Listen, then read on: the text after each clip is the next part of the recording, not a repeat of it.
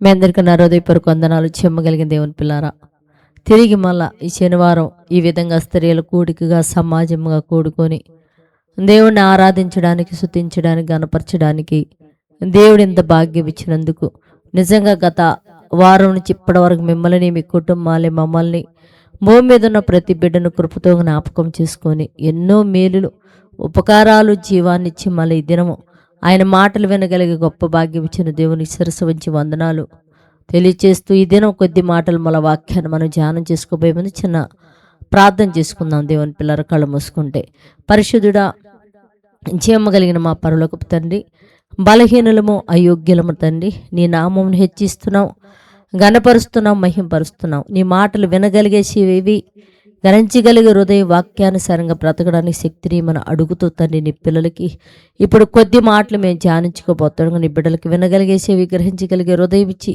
పరిశుద్ధాత్మ శక్తి వలన నింపి నీ పిల్లలతో మీరు మాట్లాడి మహిం పొందమని మా రక్షకుడు నీ కుమారుడు నేసే పరిశుద్ధ నామములో ప్రార్థన అడుగుతున్నాం తండ్రి, ఆమేన్. జీవమగలిగిన దేవుని పిల్లారా, ఈరోజు మనం కొద్ది మాటలు ధ్యానం చేసుకుందాం. అంటే భూమి మీద ఆహారము తినే విషయంలో దేవుని పిల్లారా, ఇవాళ పని తక్కువైంది, తిండి ఎక్కువైపోయింది.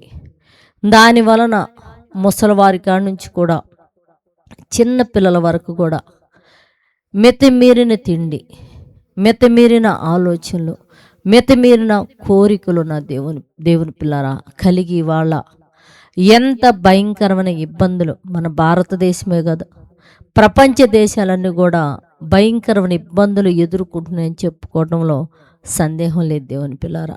ఎందుకు అంటే దేశాలు కానీ లేదా ప్రపంచం కానీ దేవుని ఆజ్ఞ అతిక్రమించి దేవుని పిల్లారా దేవుని చెప్పిన పని తక్కువైంది, తిండి ఎక్కువైపోవటం వల్ల మనిషిలో కోరికలు, అంతులేని కోరికలు పుట్టడం వలన ప్రపంచమంతా కూడా సర్వనాశనమైపోతుందని చెప్పుకోవడంలో సందేహం లేదు దేవుని పిల్లారా. దేవుడిచ్చిన ఆజ్ఞ ఏంటి అని మనం చూడగలిగితే దేవుని పిల్లరారా, మరి పరిశుద్ధాత్ముడు అపోస్తులైన పౌలు ద్వారా, పరిశుద్ధాత్మ ద్వారా దేవుడు మనతో ఈరోజు ఏం మాట్లాడుతున్నాడు అనేది కొన్ని మనం ఆలోచించగలిగితే దేవుని పిల్లరా, మరి 2 తెస్సలోనికీయులకు రాసిన పత్రిక 3వ అధ్యాయం 10వ వచనంలో దేవుడు పరిశుద్ధాత్మ ద్వారా దేవుడు మనతో ఏం మాట్లాడుతున్నాడంటే, మరియు మేము మీ యొద్ద ఉన్నప్పుడు ఎవడైనాను పని చేయకుండా ఎవడైనా మీ యొద్ద ఉన్న ఎడల వాడు భోజనము చేయకూడదని మీకు ఆజ్ఞాపించితిమి కదా. అంటే మీలో కొందరు ఏ పని చేయక పరుల జోలికి పోవచ్చు అక్రమంగా నడుచుకుంటున్నట్టు మేనుచున్నాము. అంటే దేవుడు మనతో ఏం మాట్లాడుతున్నంటే దేవుని పిల్లారా, మీరు ఏ పని చేయకుండా భోజనము చేయకూడదని మేము మీకు ఆజ్ఞాపించాము కదా. కానీ మీరు ఏం చేశారంటే ఆ ఆజ్ఞ అతిక్రమించి ఏ పని చేయకుండా పరుల జోలికి వెలుచు మీరు అక్రమంగా నడుచుకుంటున్నట్టు మేము వింటున్నాం. అంటే దేవుని ఆజ్ఞ అతిక్రమిస్తే దేవుని పిల్లలారా పరుల జోలికి వెళ్ళంట మనం అక్రమంగా నడుచుకుంటామంట. అంటే దేవుని ఆజ్ఞ ఏంటి? మీరు కష్టపడి పని చేయాలనైనా ఆ కష్టపడి పని చేసుకున్న దానిలోంచి మీరు తీసుకొని తినాలి, కానీ పరుల జోలికి వెళ్ళి మీరు అక్రమంగా నడుచుకోవడానికి వీలు లేదని చెప్పేదే దేవుని ఆజ్ఞ. దేవుని పిల్లరా ఏమండి, అట్లంటే ఒక పని చేయాలంటే నీకేం చేయాలంటే నువ్వు దేవుని ఆజ్ఞ ముందు నెరవేర్చే వారివై ఉండాలా. నువ్వు దేవుని ఆజ్ఞ నెరవేర్చేమైపోయింది, కష్టపడి పని చేసే మనసు నీకు వస్తుంది. అందుకని కింద కూడా మాట్లాడుతూ ఏం చెప్తున్నాడు,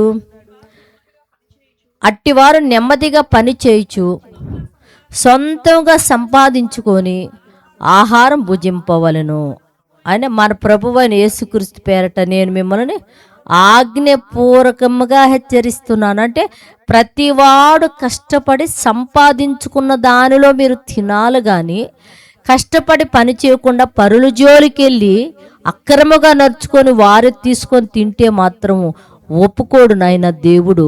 కనుక మీకు ఆజ్ఞపూర్వకంగా రాయబడ్డ మాట ఏంటంటే, దేవుడి హెచ్చరిక, దేవుని మాట ఏంటంటే, మీరు కష్టపడి సంపాదించుకొని ఆహారం తినాలనాయన అని చెప్పేసి దేవుడు మాట్లాడుతున్నాడు.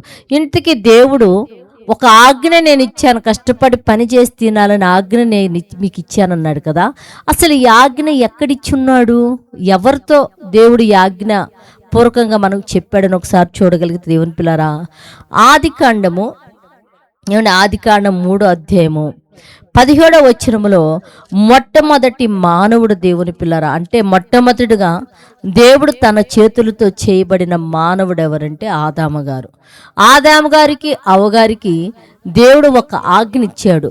ఏంటి ఆజ్ఞను చూడగలిగితే మొదటి ఆదికాండం 3వ అధ్యాయం 17వ వచనములో ఆయన ఆదాముతో, నీవు నీ భార్య మాట విని తినకూడదని నేను నీకు ఆజ్ఞాపించిన ఫలవృక్షములు తింటివి కదా, నీ నిమిత్తం భూమి నేల మొత్తం శపింపబడి ఉన్నది గనుక ప్రయాసముతోను నువ్వు బ్రతుకు దినములన్నీ దాని పంట తిందువు.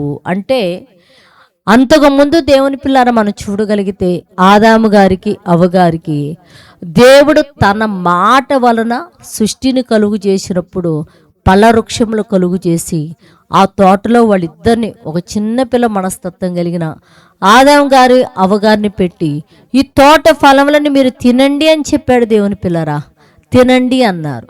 ఎప్పుడైతే దేవుడు ఆజ్ఞ అతిక్రమించారో వీళ్ళు ఏమైపోయిందంటే వీళ్ళ పరిస్థితి, ఇక నాయన నేను చెప్పిన మాట మీరు అతిక్రమించారు కనుక నేను మీకు ఒక ఆజ్ఞిస్తున్నాను. అంటే దేవుడు మీరు కష్టపడకుండానే నైనా చక్కగా తినండి నాయన ఫలవృక్షములన్నీ, ఈ తోట మధ్యలో ఉన్న ఫలవృక్షం మాత్రం ఒకటి తినొద్దురా, అన్ని తినేసేయమని చెప్పి దేవుడు తన చేతులతో ప్రశాంతంగా వాళ్ళకి ఇస్తే దేవుని పిల్లారా, ఆ దేవుడి కష్టాన్ని ఆ దేవుడి ఇష్టాన్ని పక్కన పెట్టేసి ఏం చేశారంటే దేవుడు ఏదైతే చేయకూడదు అన్నాడో అది చేసిన తర్వాత దేవుడు ఇంకొక మాట చెప్తున్నాడు, నాయన ఇక్కడ నుంచి నువ్వు చేయాల్సిన పని ఏంటో తెలుసా, సొంతంగా నువ్వు ప్రయాసపడాలా, నువ్వు కష్టపడాలా, నువ్వు ప్రయాసపడి నువ్వు కష్టపడి సంపాదించుకున్న దానిలో మీరు తినాలని నాయన అని చెప్పేసి దేవుడు ఒక ఆజ్ఞపూర్వకంగా వాళ్ళకి, దేవుని పిల్లారా దేవుడు ఒక ఆజ్ఞపూర్వకంగా వాళ్ళకి మాట ఇచ్చాడు. దేవుని పిల్లలు ఒక ఆజ్ఞ ఇచ్చాడు.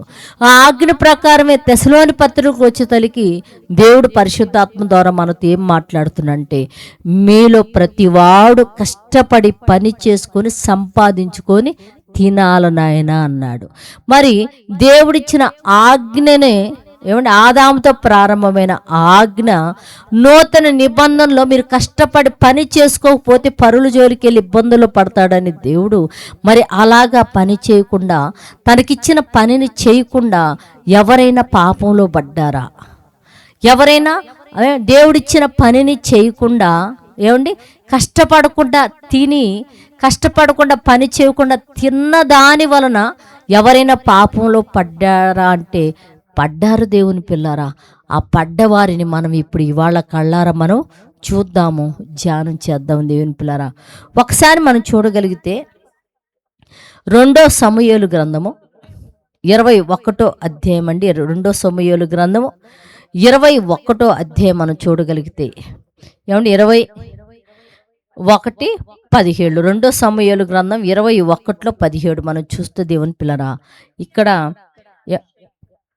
21 2 సమూయేలు గ్రంథం 21:17 ఇక్కడ దావీదు యుద్ధానికి వెళ్ళాడు. దేవుని పిల్లరా, యుద్ధానికి వెళ్ళినప్పుడు దావీదు మీద అనేక మంది ఏం చేశారంటే చుట్టుముట్టి దావీదుని చంపేయాలని చెప్పేసి, మరి దావీదు మీద చుట్టూ జనము యుద్ధానికి వచ్చినప్పుడు అప్పుడు ఈ దావీదు యుద్ధ వీరులు, అంటే దావీదుతో కూడా యుద్ధ వీరులు కొంతమంది ఉంటారు కదా, వాళ్ళందరూ ఏం చేశారంటే దావీదు దగ్గరికి పరిగెత్తుకుంటా వచ్చి, దేవుని పిల్లరా, దావీదు జనులు ఇది చూచి, ఇశ్రాయేలుకు దీపమగు నీవు ఆరిపోవునట్లు ఆరిపోకుండానట్లు ఇక మీదట మాతో కూడా యుద్ధానికి రావద్దు అని అతని చేత ప్రమాణం చేయించారు. అంటే దావీదు గొర్రెల దొడ్డిలో ఉంచి దేవుడు తీసుకొచ్చింది. ఎందుకంటే ఇశ్రాయేలు మీద యుద్ధాలు చేస్తున్న వాళ్ళందరూ కూడా, ఇశ్రాయేలుల మీద యుద్ధాలు చేస్తున్న అందరితో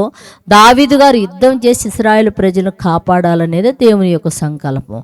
కానీ ఒక యుద్ధంలో దావీదు చుట్టూ జనం ముట్టి దావీదుని చంపబోయేటప్పుడు అప్పుడు ఆ యుద్ధములో బలాజ్యులు ఏమంటున్నారంటే, ఇక మీదట ఇశ్రాయేలుకు నువ్వు దీపము కదా, నువ్వు ఆరిపోవట కరెక్ట్ కాదు కదా, కనుక ఇక మీదట ఎన్నటికి నువ్వు యుద్ధానికి మాతో రానని చెప్పి నువ్వు మాకు ఒక ప్రమాణం చేయని చెప్పేసి ఇశ్రాయేలు ప్రజలు ఏం చేశారంటే దావీదుకి ఇచ్చిన పనిని, అంటే యుద్ధము చేసి ఇశ్రాయేలు ప్రజలను శత్రువుల చేతిలో ఉంచి కాపాడాల్సిన దావీదుకి ఏ పని లేకుండా ఇంటికాడు కూర్చోబెట్టే విధంగా ఏం చేశారంటే ఇశ్రాయేలు ప్రజలు దావీదు చేత ప్రమాణం చేయించారు. దేవుని పిల్లారా, అలా ఏ పని లేకుండా మరి దావీదు మరి ఏమండి తన పురములో మరి తన రాజ్యంలో దేవుని పిల్లారా ఇశ్రాయేలు ప్రజలందరూ యుద్ధానికి పోయారు.